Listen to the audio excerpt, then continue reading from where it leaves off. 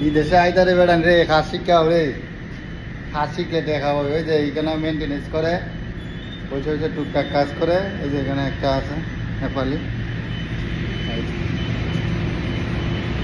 এর খামো সারাদিন বয়ে থাকতো আর মোবাইল টিপবো, আর কোনো খাম নাই।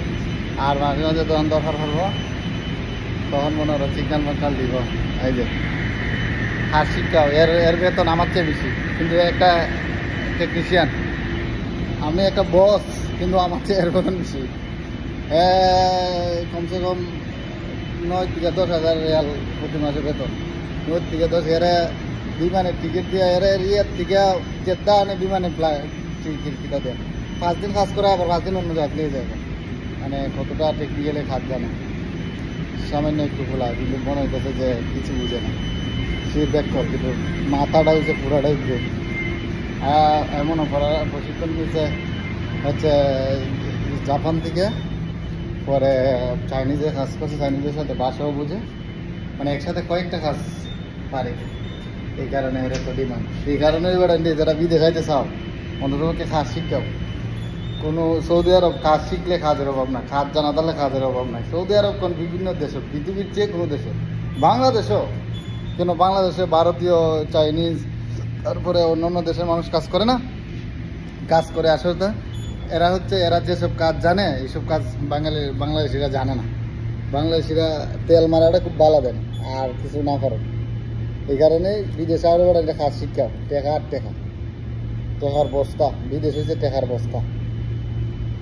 যদি মনে করো কাজ জানো আর কাজ সিস্টেমে আইতে পারো, আর বৈধভাবে সব সিস্টেম করতে পারো, তো বিদেশাও কাজটা শিক্ষা। বিশেষ করে ইলেকট্রিক কাজ, মেকানিক্যালি কাজ, টেকনিক্যালি যত কাজগুলো আছে এগুলো কাজ। পৃথিবী যতদিন থাকবো ততদিন এগুলো কাজ থাকবোই। আজ পর্যন্ত শুনি না যে বাবুর্চির ডিমান্ড নাই। পৃথিবীতে এমন কোনো কাজ, এমন কোনো জায়গায় শুনছেন যে বাবুর্চির কাজ নাই? বাবুর্চি কাজ নাই এরকম কেউ শুনছেন না?